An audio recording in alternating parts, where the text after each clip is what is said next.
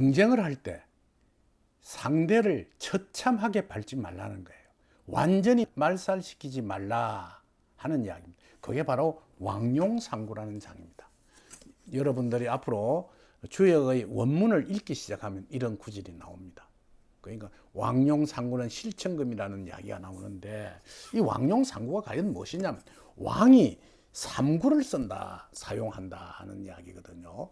그럼 이게 무슨 뜻이냐 하면 고대에서는 왕이 산에 사냥을 나갈 때 몰입꾼들을 동원해 갑니다.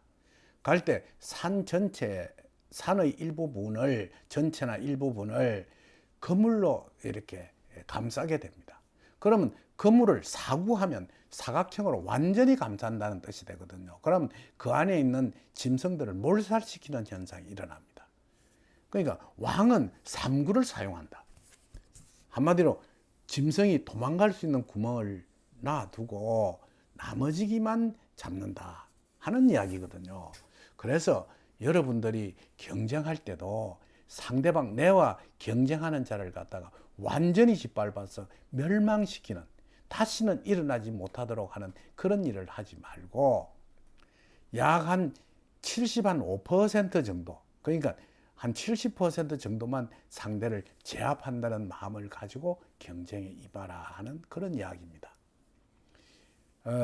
사실은 우리가 세상을 살아가면서 보면 완전한 승리라는 것은 있을 수가 없습니다. 전쟁을 치더라도, 이제 다음에는 주역에서 전쟁의 장에 나오는데, 전쟁을 치는 승자도 막대한 피해를 입고 그 패자는 더욱더 큰 피해를 입기 마련이거든요. 그럴 때 완벽한 승리를 하지 말아라는 거예요. 우리가 삼국지에 보면 적벽대전에서 조조가 완전히 멸망해서 도망을 칩니다. 그 도망치는 그 곳에 제갈량은 관우, 그 조조의 언덕을 입은 관우를 매복시킴으로 인해서 조조를 사실은 살려주게 되는 것입니다. 만일 그때 조조를 죽여버리게 되는 것 같으면 사실은 중국은 큰 혼란 속에 빠진다는 천하삼풍지개론의 어떤 역행을 하는 것이 되겠죠. 역시 마찬가지로 이긴다 하더라도 절대적으로 상대를 갖다 완벽한 제압은 하지 말아라 하는 것이 역경의 이야기입니다.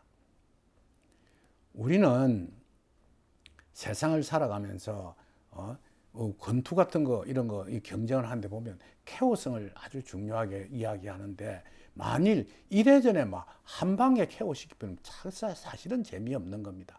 그게 끝까지 12라운드까지 가면서 아주 아슬아슬하게 이기는 것을 아주 그 훌륭한 경기를 하거든요. 홍수환 선수가 남아메리카에서 챔피언을 따올 때 자기도 3번이나 다운을 당합니다. 그러면서 맨 마지막 KO승을 하거든요.